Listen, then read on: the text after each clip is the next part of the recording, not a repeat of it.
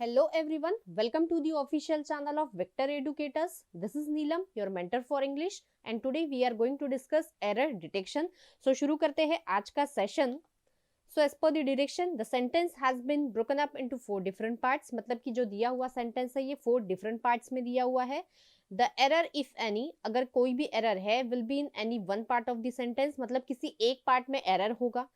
Select the option which contains the part of the sentence which has an error and as the answer आपको ऐसा part select करना है जिस part में error होगा and ये जो error होगा ये spelling, grammatical या contextual किसी भी तरीके का हो सकता है. So शुरू करते हैं and this is your first question. As you can see this sentence has been broken up into 4 different parts. 4 parts में बटा हुआ है and आपको यहाँ पर बताना है कि इसके किस part में error है. So 2 minutes है guys आपके पास ये देखने के लिए कि किस part में error है. Then we will discuss.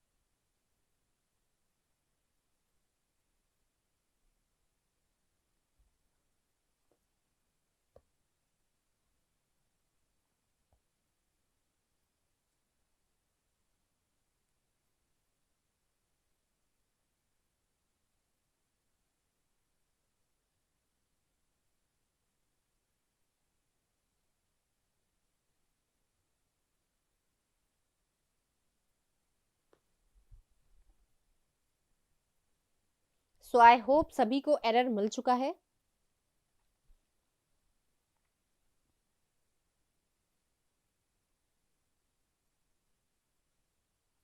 So let's check.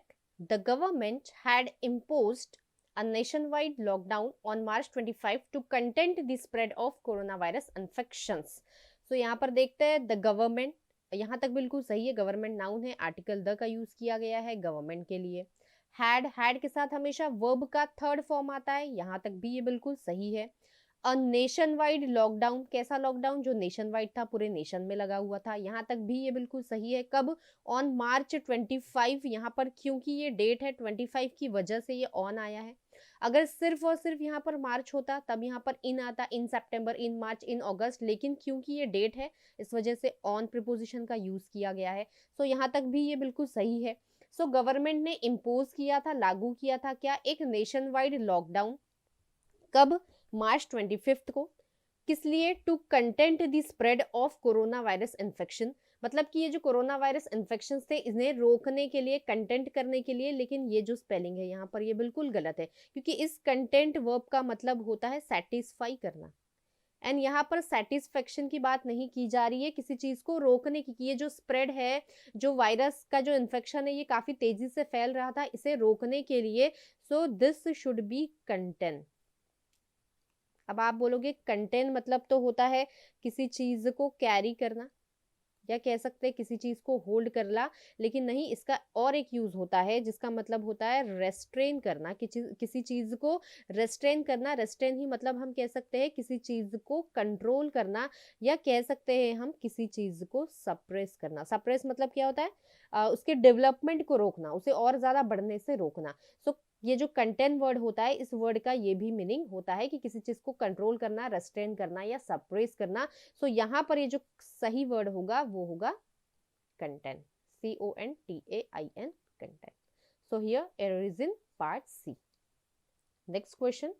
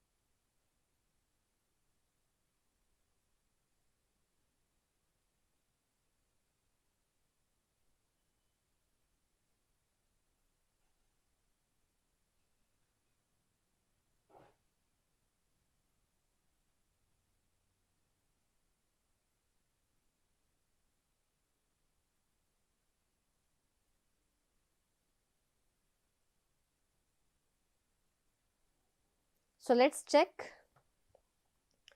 Gross new enrolments. ये जो एनरोलमेंट्स हुए थे, मतलब जिसे हम कह सकते हैं कि जो नाम दर्ज करवाना, एनरोल करवाना। So new gross new enrolments with the employees state insurance. So यहाँ देखेंगे एनरोलमेंट नाउन है, सो न्यू यहाँ पर कैसे काम करेगा, एडजेक्टिव की तरह, एंड ये ग्रॉस यहाँ पर हो जाएगा एडवर्ब। सो यहाँ तक तो बिल्कुल सही है। न्यू ग्रॉस एनरोलमेंट्स विथ किसके साथ, द एम्प्लॉइज स्टेट इंश्योरेंस, यहाँ तक भी बिल्कुल सही है। इंश्योरेंस कॉर्पोरेशन इसिक वॉज कितना था, 8.2 लाख इन जून। अब यहाँ पर बात किसकी की जा रही है, एनरोलमेंट्स की बात की जा रही है। इस वजह से ये जो वर्ब होगा, ये वर्ब यहाँ पर प्लूरल होगा, वॉज ना होते हुए यहाँ पर वर होना चाहिए, क्योंकि यहाँ पर ये एम्प्लॉइज स्टेट इंश्योरेंस कॉर्पोरेशन के लिए ये वॉज नहीं यूज किया गया है। ये जो वर्ब है, ये वर्ब का सब्जेक्ट यहाँ पर एनरोलमेंट है, कि यहाँ पर बात की जा रही है कि ये जो ग्रॉस न्यू एनरोलमेंट्स थे, ये किसके साथ, जो एम्प्लॉय स्टेट इंश्योरेंस से कोऑपरेशन में, वो कितने थे, 8.2 लाख इन जून। सो यहाँ पर इसलिए इस वॉज को हम क्या कर देंगे, यहाँ पर वर बना देंगे। एंड बाकी देख लेते हैं सेंटेंस को। इन जून 4.87 लाख इन मई एंड 2.62 लाख इन अप्रैल। सो बाकी सारे पार्ट्स बिल्कुल सही है। So error is in part be here. Next question,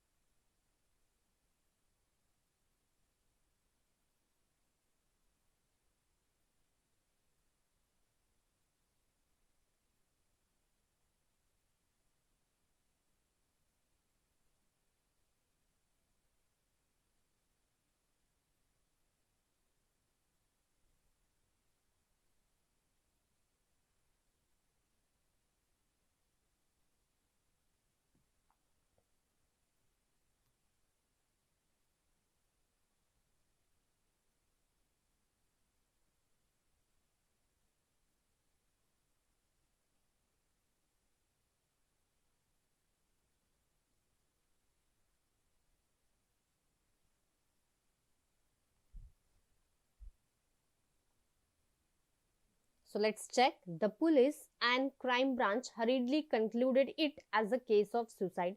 So यहाँ पर अगर देखेंगे, पुलिस के पहले द लगा है, ये तो बिल्कुल सही है, एंड द पुलिस, एंड यहाँ तक बिल्कुल सही है। क्राइम ब्रांच, अब हम अगर बात करें यहाँ पर पुलिस, तो पुलिस एक अलग डिपार्टमेंट होता है एंड क्राइम ब्रांच एक अलग डिपार्टमेंट है। मतलब कि पुलिस यहाँ पर एक अलग सब्जेक्ट है एंड क्राइम ब्रांच यहाँ पर ये सेकंड सब्जेक्ट है। सो पुलिस के पहले द लगा है, इसलिए यहाँ पर क्राइम ब्रांच के पहले भी द लगना जरूरी है। क्यों, क्योंकि ये दोनों चीजें अलग अलग है। Okay, police branch, police department अलग होता है, क्राइम ब्रांच डिपार्टमेंट जो होता है ये अलग अलग होता है। एंड जब दो अलग अलग चीजों को हम यहाँ पर डिनोट करेंगे, तो अलग अलग आर्टिकल से डिनोट करेंगे। अगर हम ऐसा कहते हैं कि the police and crime branch, इसका मतलब होता है कि पुलिस और क्राइम ब्रांच एक ही है, लेकिन ये तो बिल्कुल गलत है। पुलिस एक अलग डिपार्टमेंट होता है, क्राइम ब्रांच, इसीलिए हमें इन्हें सेपरेट करना होगा आर्टिकल लगा के। तो यहाँ पर बन जाएगा the police and the crime branch hurriedly concluded it as a case of suicide. So here error is in part B. जैसे कि मैंने कहा, my friend या my sister and best friend, और मैंने कहा my sister and my best friend. Okay, तो यहाँ पर देखिए माय मैंने सिर्फ सिस्टर के पहले लगाया, इसका मतलब है कि ये जो सिस्टर एंड जो बेस्ट फ्रेंड है, ये कोई अलग अलग पर्सन ना होते हुए ये एक ही पर्सन है ना, कि जो मेरी सिस्टर है यही मेरी बेस्ट फ्रेंड है। लेकिन जब मैंने यहाँ कहा कि my sister and my best friend, तो इसका मतलब हुआ कि जो सिस्टर है ये कोई और पर्सन है एंड ये जो बेस्ट फ्रेंड है ये कोई और पर्सन है। मतलब यहाँ दो अलग अलग लोगों की, दो अलग अलग सब्जेक्ट्स की बात की जा रही है। लेकिन सिर्फ और सिर्फ यहाँ पर ये जो मैंने लगाया है पॉजिटिव एडजेक्टिव, ये सिर्फ एक सब्जेक्ट के पहले है।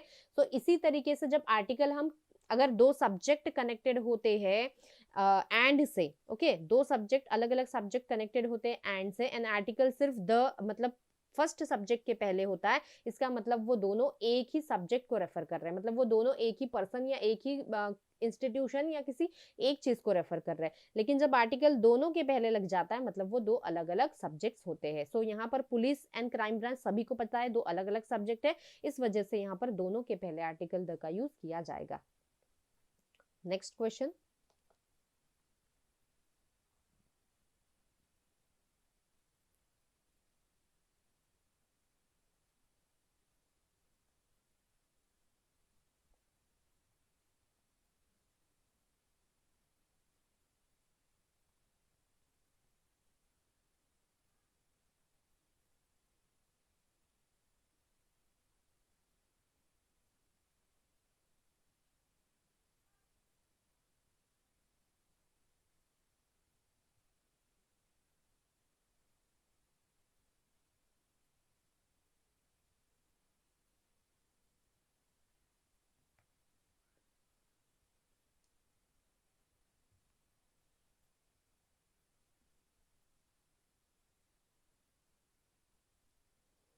एंड जितने स्टूडेंट्स को एरर मिल चुका है प्लीज मेरे सेशन को लाइक एंड शेयर कर दीजिए।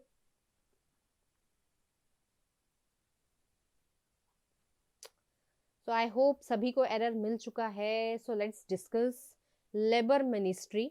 Labour ministry statement, okay, labour ministry ने जो स्टेटमेंट दिया है, इशूड, कब इशू किया गया? Last week. लास्ट वीक से हमें समझ में आ रहा है कि ये जो सेंटेंस है ये सेंटेंस सिंपल पास्ट का है। सो लेबर मिनिस्ट्री ने जो स्टेटमेंट इशू किया है last week, has stated that, अब यहाँ पर देखेंगे कि सिंपल पास्ट का ये सेंटेंस है, तो यहाँ पर ये हैज के साथ V3 एंड हैज के साथ अगर V3 लग जाता है मतलब कि ये प्रेजेंट परफेक्ट हमें यहाँ पर दिखा रहा है, प्रेजेंट परफेक्ट की कंडीशन दिखा रहा है, लेकिन ये सेंटेंस प्रेजेंट में नहीं हो सकता क्योंकि यहीं से हमें पता चल गया था कि ये सेंटेंस क्या है, सिंपल पास्ट में। एक बार कंप्लीट सेंटेंस भी पढ़ लेते हैं। Labour ministry statement issued last week, जो कि लास्ट वीक इशू किया गया, ये इशू हुआ है, हैज स्टेटेड, उसमें स्टेट किया गया है that the net new enrolment, की जो net new enrolment with EPFO है, रोज, यहाँ पर देखेंगे राइज का सेकंड फॉर्म रोज किया, राइज रोज राइजन होता है, तो यहाँ भी वर्ब की सेकंड फॉर्म, मतलब कि यहाँ से भी पता चल रहा है कि ये वाला जो भी पार्ट है या ये वाला जो यहाँ से जो फ्रेज है ये भी किसमें, सिंपल पास्ट में ही है। सो रोज कितना बढ़ गया है, 56% टू 11.55 लाख इन अक्टूबर, मतलब यहाँ बाकी सारे पार्ट्स तो बिल्कुल सही है। सो एरर जो होगा ये ऑब्वियसली ऑप्शन नंबर बी में होगा क्योंकि ये सेंटेंस सिंपल पास्ट में है या पास्ट टेंस में, यहाँ पर प्रेजेंट परफेक्ट का यूज नहीं होगा। सो इसे हैज को अगर हटा देंगे तो ये वर्ब की थर्ड फॉर्म ना कहलाते हुए ये क्या बन जाएगी, वर्ब की सेकंड फॉर्म, क्योंकि जब भी, अब ये देखेंगे स्टेट का सेकंड फॉर्म भी स्टेटेड ही आएगा, थर्ड फॉर्म भी स्टेटेड, जब वो अकेला आएगा तो सेकंड फॉर्म कहलाएगा, और वो हैज हैव या हैड के साथ आएगा तब वो वर्ब की थर्ड फॉर्म कहलाएगा। सो यहाँ पर हैज को हम रिमूव कर देंगे, अब हमारा सेंटेंस बिल्कुल सही बन गया है। सो यहाँ जो एरर था ये ऑप्शन नंबर बी में था। Next question,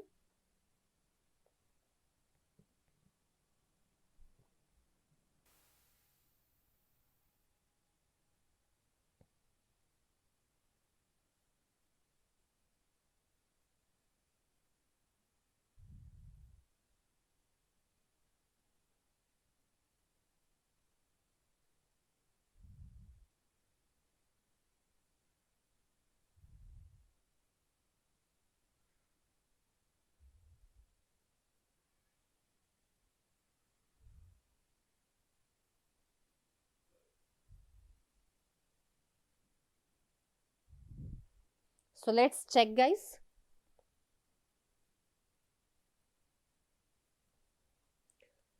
the case which exposed, case noun है इस वजह से आर्टिकल द का यूज किया गया है। द केस विच एक्सपोज, जिसने एक्सपोज कर दिया, खुलासा कर दिया, रिवील कर दिया, क्या, the fault lines, fault lines मतलब क्या होता है, डिफरेंस ऑफ ओपिनियन कह सकते हैं, ओके, जिसके वजह से कोई सीरियस कॉन्सिक्वेंसेस या सीरियस रिजल्ट आए, मतलब जो सारे लोग हैं उन सभी की अलग अलग ओपिनियंस है, इस वजह से जो कॉम्प्लिकेशंस आते हैं, प्रॉब्लम्स आते हैं, सीरियस कॉन्सिक्वेंसेस आते हैं, उन्हें हम फॉल्ट लाइंस कहते हैं। सो द केस जिसने एक्सपोज किया the fault lines, fault lines क्या है, नाउन है, एंड हमें पता कैसे चल रहा है ये नाउन है, आर्टिकल की वजह से, क्योंकि आर्टिकल हमेशा नाउन के लिए ही यूज किया जाता है in the criminal justice system.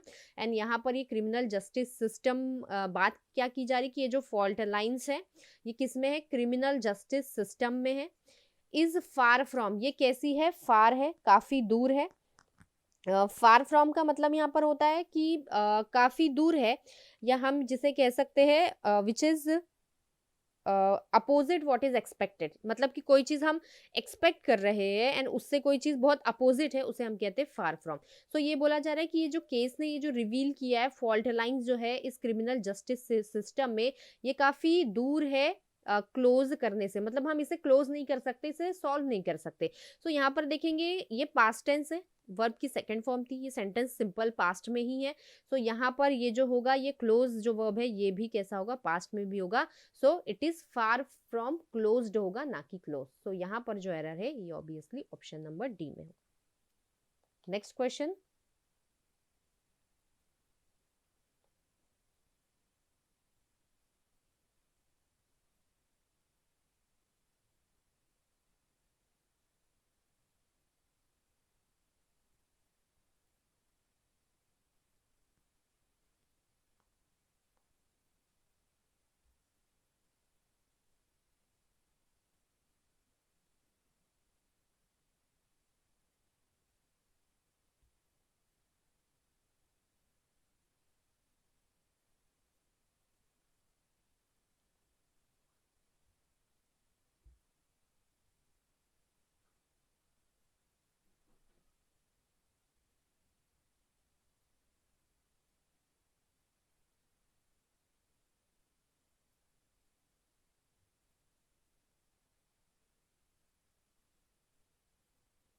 So let's check guys.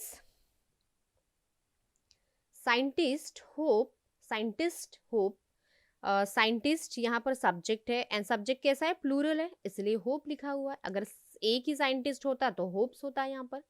So subject plural होने की वजह से ये जो वर्ब है ये वर्ब भी कैसा है, प्लूरल है, बिल्कुल सही है। उन्होंने होप किया है। द सैंपल, सैंपल्स नाउन है इसलिए आर्टिकल द का यूज किया गया है, यहाँ तक तो बिल्कुल सही है कि ये जो सैंपल्स मिले हैं विल प्रोवाइड, ये प्रोवाइड करेंगे विल के साथ वर्ब का first form, will provide insight to the origins of the solar system। insight and insight के साथ to का यूज नहीं किया जाता है, insight के साथ हमेशा into का यूज किया जाता है, या ये कह सकते हैं हम कि ये जो insight into होता है ये एक फ्रेजल वर्ब है या फ्रेज है जिसका मतलब होता है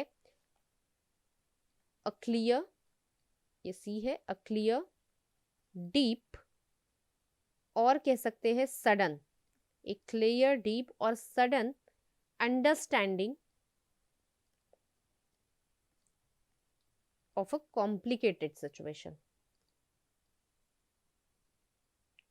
complicated it should be, sorry, complicated, okay, complicated problem कर देते हैं, सिचुएशन से अच्छा है प्रॉब्लम और सिचुएशन। ओके, सो यहाँ पर इंसाइट इनटू मतलब होता है अ क्लियर, डीप और sudden understanding of a complicated situation. Actually this ये जो पेन है ये वर्क नहीं कर रहा है ठीक से, इस वजह से इतनी गंदी हैंडराइटिंग आ चुकी है, but I hope you understand कि इंसाइट इनटू का मतलब होता है अ क्लियर, डीप और सडन अंडरस्टैंडिंग, कि किसी चीज को समझना, किसी कॉम्प्लिकेटेड प्रॉब्लम को, या कह सकते हैं किसी कॉम्प्लिकेटेड सिचुएशन को, इसे हम कहते हैं इंसाइट इनटू। एंड हमेशा याद रखेंगे इनसाइड इनटू आएगा ना कि टू। सो एरर यहाँ पर बी पार्ट में है। एंड किसकी बात की जा रही है, किस चीज की अंडरस्टैंडिंग की, the origin of solar system, कि ये जो सोलर सिस्टम है इसका ओरिजिन कहाँ है, कहाँ से ये आया है, and life on the earth.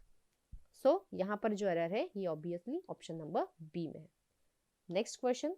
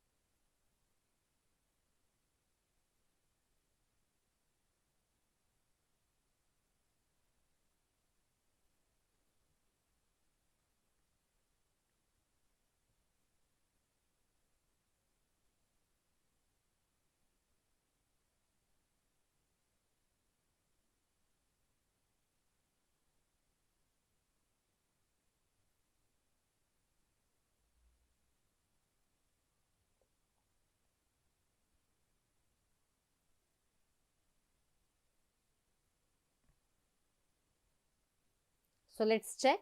Remember that, remember मतलब याद रखिए, दैट योर गोल, आपका जो गोल है, जो एम है, यहाँ तक तो ये बिल्कुल सही है.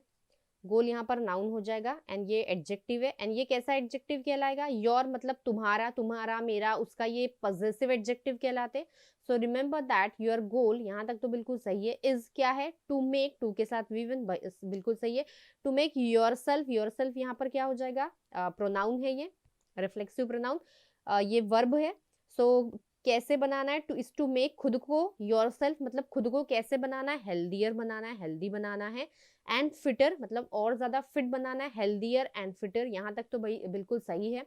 बाय नर्चरिंग योर सेल्फ, खुद को कैसे क्या करके नर्चर. अब योर सेल्फ यहाँ पर क्या है? प्रोनाउन है, ये रिफ्लेक्सिव प्रोनाउन होते हैं. एंड नर्चरिंग, सो प्रोनाउन ऐसा वर्ड जो नाउन या प्रोनाउन के पहले यूज किया गया जाता है उसे एडजेक्टिव कहते हैं.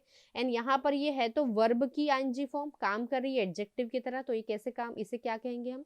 इसे यहाँ पर कहेंगे प्रेजेंट पार्टिसिपल.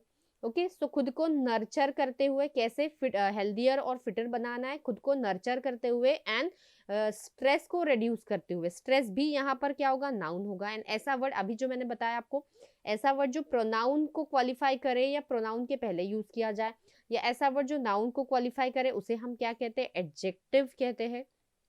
एंड यहाँ पर ये आया है रेड्यूस, रेड्यूस तो एक वर्ब है. तो ये तो बिल्कुल गलत हो जाएगा क्योंकि ये स्ट्रेस एक नाउन है, इसके पहले एडजेक्टिव आना चाहिए. अब बात करें इस, ये एक सॉरी ये एक वर्ब है. एंड वर्ब के इस एडजेक्टिव फॉर्म की अगर बात करें तो इसका दो ही एडजेक्टिव बनते हैं, या तो रेड्यूसिंग आएगा या तो रेड्यूस्ड आएगा. तो रेड्यूस तो नहीं, क्योंकि हमें बोला जा रहा है कि आपका ये जो गोल है ये है कि खुद को हेल्दियर एंड फिटर बनाना है, खुद को नर्चर करते हुए एंड अपने स्ट्रेस को कम करते हुए. तो यहाँ पर इसका आईएनजी फॉर्म लग जाएगा, that is reducing. I repeat, देखिए यहाँ पर फिर से एक बार, स्ट्रेस एक नाउन है. एंड नाउन, ऐसा वर्ड जो नाउन के पहले लिखा जाता है या ऐसा वर्ड जो नाउन के बारे में बताता है उसे एडजेक्टिव कहा जाता है. लेकिन यहाँ ये रेड्यूस तो वर्ब है एंड कभी भी नाउन के पहले कोई वर्ब नहीं आ सकता. सो इस वर्ब के को एडजेक्टिव बनाना है तो हमने इसे क्या बना दिया? रेड्यूसिंग. क्योंकि यहाँ पर नर्चरिंग था इसलिए यहाँ क्या हो जाएगा? रिड्यूसिंग, कि खुद को नर्चर करते हुए एंड स्ट्रेस को रिड्यूस करते हुए. सो यहाँ पर जो एरर है ये ऑप्शन नंबर डी में है. Next question.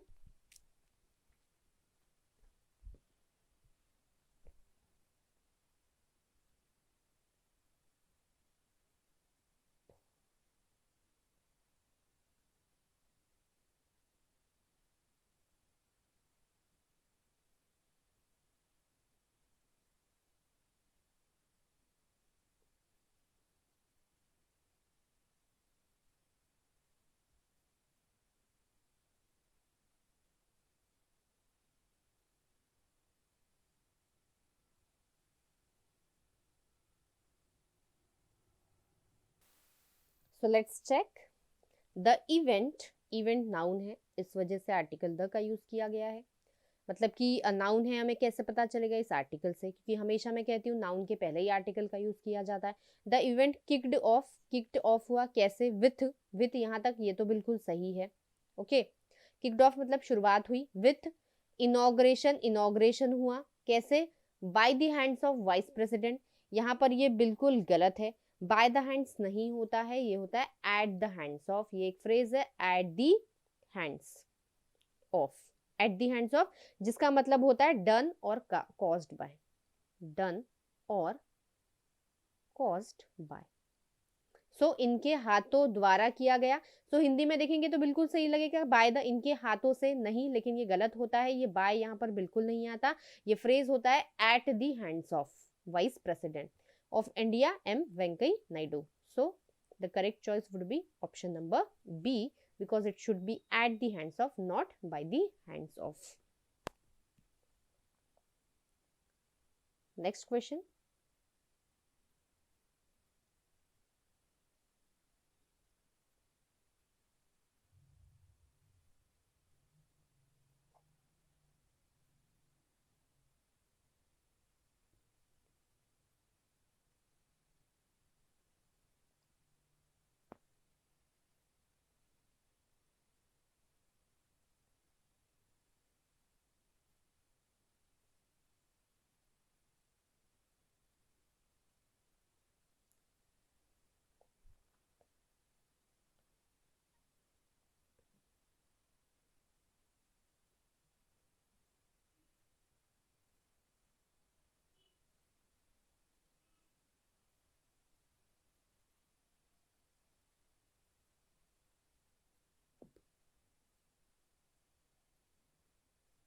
So let's check. If you feel uncomfortable, अगर आप फील करते हो कैसा अनकंफर्टेबल, यहाँ तक तो बिल्कुल सही है, यू आया है, फील बिल्कुल सही है। Going to a gym, gym में जाना अगर आपको अनकंफर्टेबल लगता है, यहाँ तक कोई ग्रामेटिकल मिस्टेक नहीं है।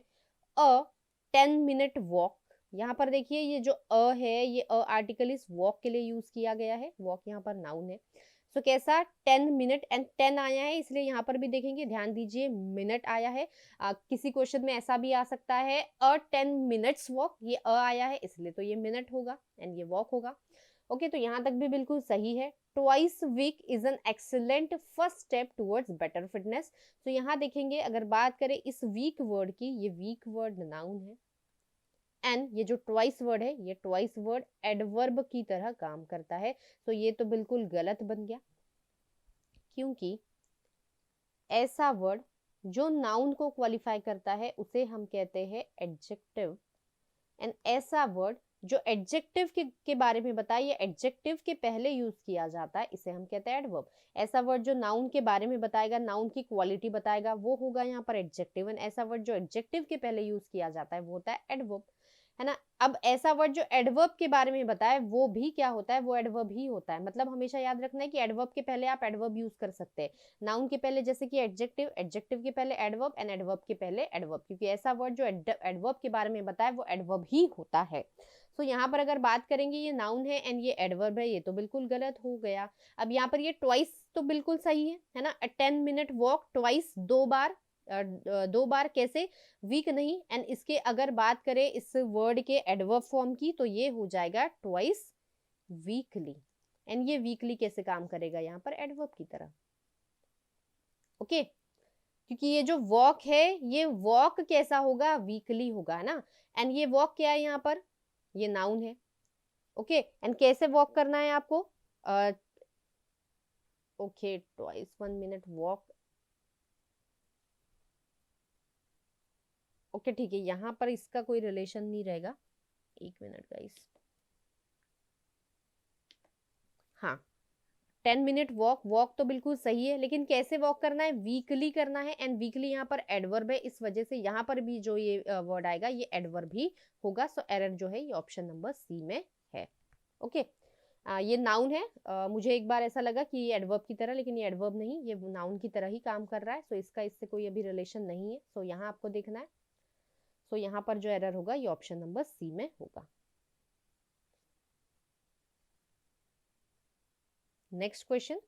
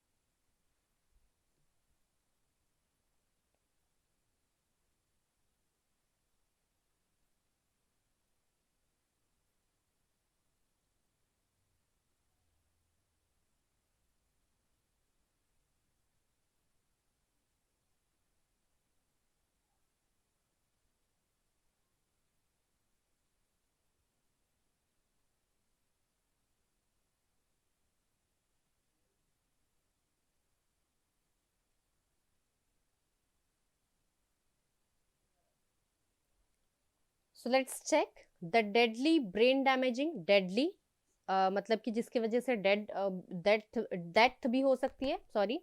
ब्रेन डैमेजिंग, जो ब्रेन को डैमेज करे। निपा वायरस, निपा वायरस यहाँ पर नाउन की तरह काम करेगा, ब्रेन डैमेजिंग एडजेक्टिव बन जाएगा, एंड ये डेडली क्या होगा, एडवर्ब। सो निपा वायरस के लिए यहाँ पर आर्टिकल द का यूज किया गया है। तो यहाँ तक तो ये बिल्कुल सही है। हैज रीसरफेस्ड, ये फिर से रीसरफेस हो चुका है, फिर से आ चुका है, कहाँ पर, केरला में। केरला प्लेस है इसलिए इनका यूज किया है, बिग प्लेस है इनका यूज किया गया है इसीलिए।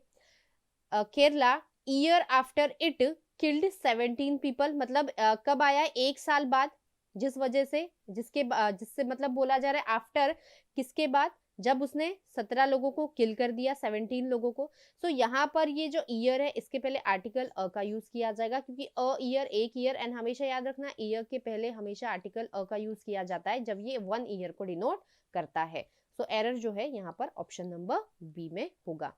It should be in Kerala a year after it killed 17 people, state health minister said. Next question.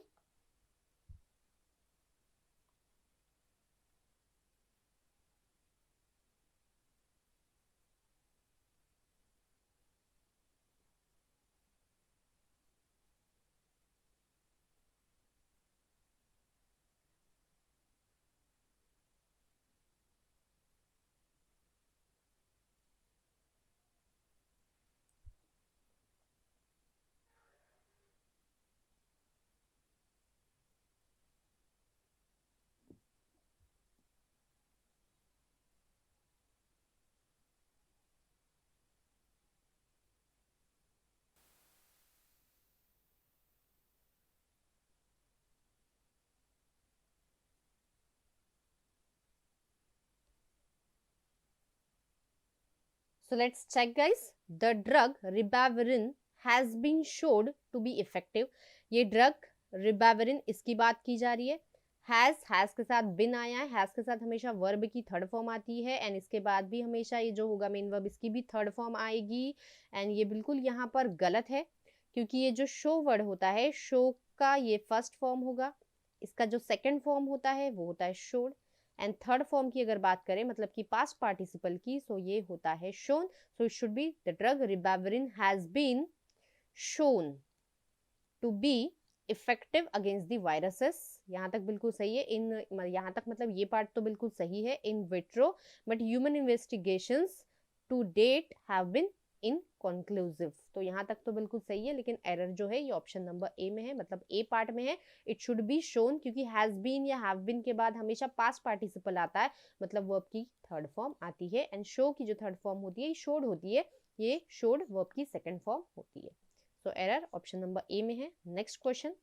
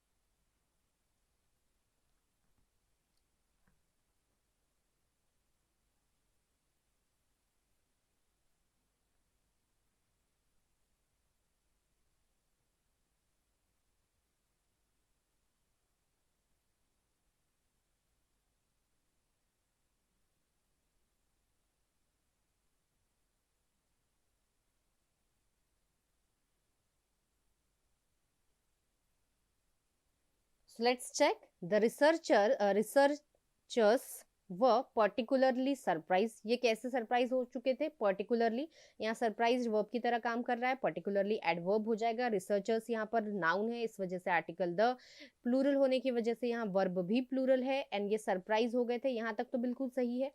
Surprise यहाँ पर क्या हो जाएगा? वर्ब। एंड कैसे सरप्राइज हुए थे? पर्टिकुलरली। सो ऐसा वर्ड जो वर्ब को क्वालिफाई करे ये क्या कहलाएगा यहाँ पर? एडवर्ब। तो ये तो बिल्कुल सही है। टू फाइंड, टू के साथ वर्ब की first form. That chromosomes plural है। आर मोर एक्टिव, ये और ज्यादा एक्टिव होते इन नाइट में, ये तो बिल्कुल गलत है। एक होता है इन द नाइट, या तो आप इन द नाइट यूज कर सकते हैं, या तो एक दूसरा होता है एट नाइट। अब ये दो फ्रेज होते हैं इस तरीके के। अब बात करें इन द नाइट की, जिसका मतलब होता है वन पर्टिकुलर नाइट। जब आप किसी पर्टिकुलर नाइट की बात करते हो तब हम यूज करते हैं इन द नाइट का।